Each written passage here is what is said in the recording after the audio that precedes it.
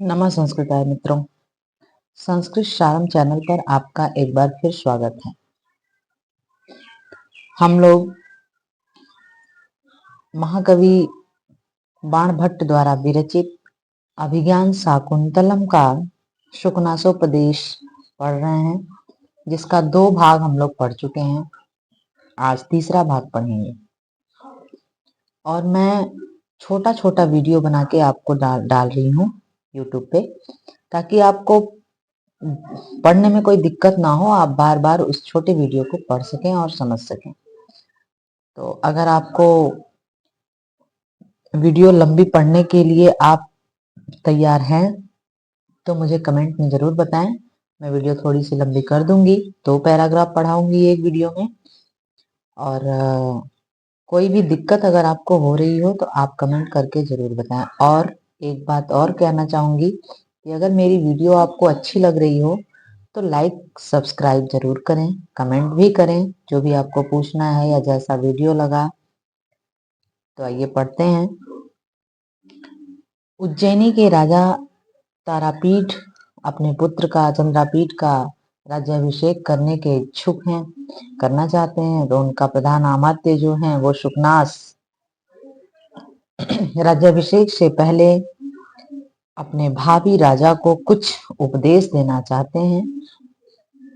इसी पर आधारित है, इसी पार्ट को शुकनासोपदेश नाम दे दिया गया है, शुकनास का उपदेश। तो हम लोग 2 भाग पढ़ लिए हैं, तीसरा भाग हम लोग पढ़ेंगे। इंद्रिय हारिण हारिणी च सततम अति दूरंत्यम उपभोग मृग तृष्ण का। रूपक अलंकार है ये, यानी किसी का रूप किसी को बताया गया है कि ऐसा, इसके जैसा। तो कह रहे हैं, शुकनास कह रहे हैं चंद्रापीठ से कि इंद्रिय हरिण हारिणी, इंद्रिय माने आपकी इंद्रियां, ज्ञानेंद्रियां, हरिण माने मृग और हारिणी माने हरण करने वाली। अब यहां देखिए रूपक है, मृग रूपी इंद्रियों का हरण करने वाली। ठीक है, मृग रूपी इंद्रियों का हरण करने वाली च सततम अति दूरंतेयम उपभोग मृग तृष्णिका, अर्थात अत्यंत दुखद परिणाम वाली, अति दुह अंत्ययम, दुह अंत्ययम माने दुखद अंत वाली, बहुत दुखद अंत वाली, परिणाम वाली उपभोग रूपी मृग तृष्णा जो होती है। मृग तृष्णा किसको कहते हैं? मृग की तृष्णा कभी खत्म नहीं होती। जैसे बालू के रेत में, रेगिस्तान में मृग जो है वो थोड़ा आगे बढ़ता है तो बालू चमकती हुई उसे दिखाई देती है। रेगिस्तान में पानी तो होता नहीं है, चमकती हुई बालू जब उसे दिखती है तो उसे लगता है कि अच्छा पानी वहां है। वहां भी वो दौड़ कर जाता है तो फिर वहां बालू ही रहता है, वो दूर से बस पानी जैसा चमक रहा होता है। फिर और आगे वाली बालू उसको पानी जैसा चमकती है तो वो फिर दौड़ के जाता है, फिर उसको वही बालू, मतलब ये इसी को कहते हैं मृग तृष्णा। तो उस मृग की तृष्णा कभी खत्म नहीं होती है, उसे कभी जल मिलता ही नहीं है। बालू को ही जल समझ के वो दौड़ता दौड़ता दौड़ता रहता है। तो वही चीज यहाँ पे कहा गया है कि इंद्रियां आपकी मृग हैं और उनका हरण होता है, उपभोग उनका हरण करता है, उनका उपभोग मतलब उनका हरण होता है। वो चलती चली जाती हैं एक किसी चीज के पीछे। जैसे हमारी आंख है, वो किसी चीज के पीछे चलती चली जाती है, वहां परिणाम उसको कुछ भी नहीं मिलता है, वो बस चलती जाती है चलती जाती है, वहां पहुंचती है तो उसे लगता है कि यार ये तो कुछ भी नहीं है। कान हमारा है, कुछ सुनाई देता है तो वो सुनने के लिए और आगे अपने ध्यान को आकर्षित करता है, अपने ध्यान को लगाता है, लेकिन फिर उसे समझ में आता है कि नहीं, कुछ भी नहीं, तृप्ति नहीं होती है और अधिक गहराई में चलता चला जाता है। जैसे आंख हमारी है, हम आंख से कुछ देखते हैं तो वहां हमको तृप्ति नहीं होती, हमें लगता है कि नहीं इससे भी अंदर कुछ है, इससे भी आगे कुछ है। कान हमारा है, हम कोई चीज सुनते हैं तो फिर हमें लगता है नहीं और सुनना चाहिए और सुनना चाहिए, उसी लालच में हम आगे बढ़ते चले जाते हैं, यानी सुनने की तृष्णा कभी खत्म नहीं होती है। तो इंद्रिय रूपी मृग का हरण करने वाली ये जो मृग तृष्णा है, मृग तृष्णा कभी खत्म नहीं होती और ये अत्यंत दुख देने, मृग तृष्णा क्या करती है, बहुत दुख देती है ना। जब मृग आगे बार बार दौड़ता चला जाता है पानी के लालच में और उसको पानी नहीं मिलता है, तो वो दुखद अंत वाला हो जाता है, थक जाता है, हार जाता है, तो वो बहुत दुखी हो जाता है और लगातार उस पानी का ही उपभोग करने के लिए वो दौड़ता रहता है और अंत में उसका अंत जो है बहुत दुखद होता है। ठीक उसी प्रकार हमारी मृग रूपी इंद्रियां जो हैं, उनका हरण, उपभोग उनका हरण कर लेता है, तो उससे कुछ मिलता नहीं है, सिर्फ उसका अंत दुखदाई होता है। तो अर्थात यहाँ शुकनास कहना चाहते हैं कि आप अपनी इंद्रियों को पर नियंत्रण रखेंगे, जब आप राजा बन जाएंगे तो आपको इतना ऐश्वर्य, संपदा, धन दौलत सब कुछ, आपको सेविकाएं, सेवक सब कुछ मिलेगा, सुख समृद्धि मिलेगी, तो आप उसमें अपनी इंद्रियों का हरण मत होने दीजिएगा, अपनी इंद्रियों पर अपना नियंत्रण रखिएगा, अन्यथा मृग तृष्णा के समान उनका अंत भी दुखद ही होगा। नव यौवन कसायित आत्मनः च सलीलान इव तान एव विषय स्वरूपान्य आस्वाद्यमानानि मधुरतरान्य अपतन्ति मनसः। अर्थात शुकनास कह रहे हैं कि नव यौवन कसायित आत्मनः, युवावस्था में जो कषायित आत्मा होती है, हमारा मन कषायित होता है, जैसे कषायित का मतलब है कि फीका फीका होता है, कशैला होता है, और सलिलान इव तान एव, नव यौवन में कसायित मन को जिस प्रकार पानी लगता है मीठा, जैसे हम कोई, जैसे कसेला चीज आंवला वगैरह जो हम खा लेते हैं, कड़वा चीज, कशोतर जिसको कहते हैं, तो कड़वा चीज जब हम कुछ खा लेते हैं तो नॉर्मल पानी, सादा पानी, बिना चीनी डला हुआ, बिना कुछ उसमें डला हुआ नॉर्मल पानी भी हमको, उस कसायित मुंह में जब हम पानी डालते हैं तो नॉर्मल पानी भी हमको बहुत मीठा लगता है, सादा पानी भी हमको मीठा लगता है। उसी प्रकार विषय स्वरूपान्य आस्वाद्यमानानि मधुरतरान्य अपतन्ति मनसा, उसी प्रकार युवावस्था में आपका मन भी इतना कषायित होता है, कलुषित होता है कि विषय स्वरूप आदि उस समय बहुत मधुर लगते हैं, विषय इत्यादि विषयों का आस्वादन बहुत ही मन को मीठा लगता है। युवावस्था में मन इतने कषायित होते हैं, कलुषित, कषायित का मतलब कलुषित, कशैलापन मन में भरा होता है, मन इतना अनुरक्त होता है कि उसको जो है विषय स्वरूपी, विषय रूपी स्वाद भी, विषय रूपी स्वाद जो होता है वो भी बहुत मधुरतर लगता है, यानी मीठे से भी मीठा लगता है मन को।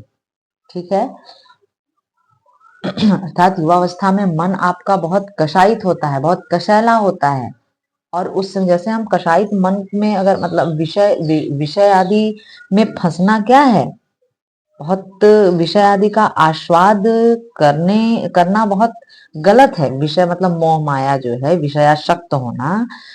तो जिस प्रकार से युवावस्था में कषायित मन जो हमारा होता है, कषायित मन को जैसे जल मीठा लगता है, उसी प्रकार तानी, उसी प्रकार विषय आदि स्वरूपों का आस्वादन भी हमें जल की तरह युवावस्था में हमारे मन को बहुत मीठा लगता है।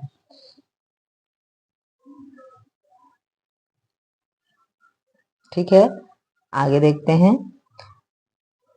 नाशयति च दिङ्मोह इव उन्मार्ग प्रवर्तकः पुरुषम अत्यासंगो विषयेषु। अर्थात यहाँ पर कह रहे हैं सुकनास चंद्रापीठ से, दिग्भ्रमित करने वाली, दिङ्मोह, दिग्भ्रमित करने वाली, इव उन्मार्ग प्रवर्तक, पुरुषम अत्यासंगो, दिग्भ्रमित करने वाली अत्यधिक विषयाशक्ति पुरुष को नष्ट कर देती है, कुमार्गी बना देती है। पुरुष को अत्यधिक क्या करती है, अगर वो दिग्भ्रमित, अगर वो सही मार्ग पर सही जगह जा रहा है, वो सही भी है, उन मार्ग प्रवर्तक, उसका दिशा निर्देशक सही है, नाशयति च दिग्मोह इव उन्मार्ग प्रवर्तकः पुरुषम अत्यासंगो विशेष।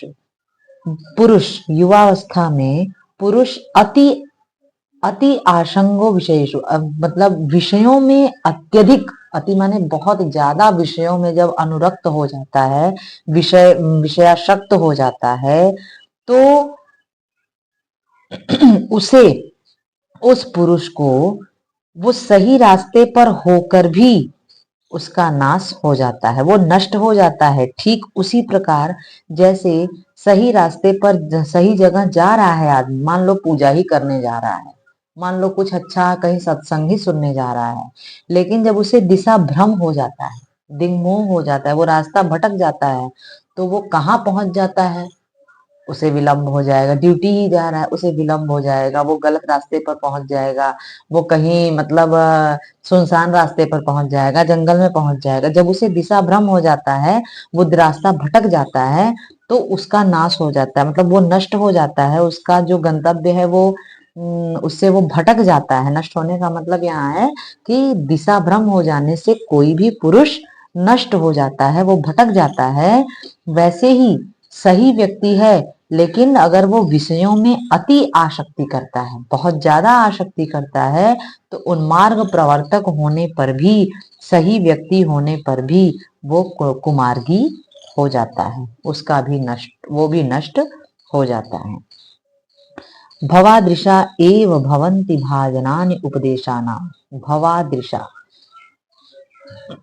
आप जैसे लोग, भवादृशा माने आप जैसे लोग, चंद्रापीठ को सुकनास कह रहे हैं, आप जैसे लोग ही, भवंती माने होते हैं, भाजनानि माने पात्र, उपदेशा नाम माने उपदेशों के, आप जैसे लोग ही उपदेशों के पात्र होते हैं। मतलब अभी अभी आप युवावस्था में प्रवेश किए हैं, नई नई आपकी अवस्था है, युवावस्था है, और इस अवस्था में ही लोग, अभी जो पीछे हम लोग पढ़े हैं, इन इन विपत्तियों से घिर जाते हैं, इन तरह इस तरह से नष्ट हो जाते हैं। तो आप जैसे लोगों को इस अवस्था में, भले ही आप सभी शास्त्रों के ज्ञाता हैं, सब कुछ आपको पता है, लेकिन फिर भी इस अवस्था में आपको उपदेश देना जरूरी है, क्योंकि आप जैसे लोग ही उपदेश के पात्र माने उपदेश के योग्य होते हैं। उपदेश आप ही जैसे लोगों को दिया जाना चाहिए। अपगत मले ही मनसी स्फटिक मड़ाविव रजनीकर गभस्तयो विशंति सुखेन उपदेश गुणा। सुखनास कह रहे हैं, अपगत मले ही मनसी, ऐसा मन में, ऐसे मन में, ही माने क्योंकि, ऐसे मन में, कैसे मन में, जो अपगत मल हो, ये मन का विशेषण है, अपगत मल हो, मतलब जिसमें कोई मल न हो, जो स्वच्छ हो, निर्मल हो। जो मन स्वच्छ होता है, ऐसे मन में स्फटिक मणि के समान, स्फटिक मणि जैसे होती है, एकदम सफेद होती है, और रजनीकर, रजनी माने चंद्रमा, कर माने किरणें, घभस्तयो, रजनीकर चंद्रमा की किरणें चली जाती हैं। चंद्रमा की किरणों का समूह जो है, उनके अंदर सुखपूर्वक, सुखेन, सुखपूर्वक, विशंति माने प्रवेश कर जाता है, अच्छे से प्रवेश कर जाता है। रजनीकर गभस्तयो, चंद्रमा की किरणों का समूह सुखपूर्वक, आसानी से, विशंति माने प्रवेश कर जाता है। वैसे ही ये उपदेश के गुण स्वच्छ निर्मल मन में आसानी से प्रवेश कर जाता है। मतलब जो भी हम कहेंगे वो आसानी से, अभी आप विषयों से में आसक्त नहीं है, अभी आपका मन यहाँ वहां भटका नहीं है, अभी आपकी नई नई युवावस्था आपका है और इस समय आपका मन अभी स्वच्छ है, अभी युवावस्था के आरंभ में आप हैं। तो अभी मैं आपको यदि उपदेश दे देता हूँ, आप जैसे लोग ही उपदेश के पात्र होते हैं, तो अभी मैं उपदेश दे देता हूँ। तो जिस प्रकार स्फटिक मणि में चंद्रमा की किरणों का समूह सुखेन विशंति सुखपूर्वक प्रवेश करता है, वैसे ही अपगत मले ही मनसी, वैसे ही स्वच्छ निर्मल, जिसमें मल न हो, जिसका मल धुला हो, तो स्वच्छ मन में उपदेश रूपी गुण प्रवेश सुख पूर्वक प्रवेश कर जाते हैं। आज की क्लास में इतना ही। अगले आगे का पैराग्राफ हम लोग अगले एपिसोड में पढ़ेंगे। और अगर आपको हमारी वीडियो अच्छी लग रही हो तो प्लीज कमेंट और सब्सक्राइब चैनल को जरूर करें। नमस्ते।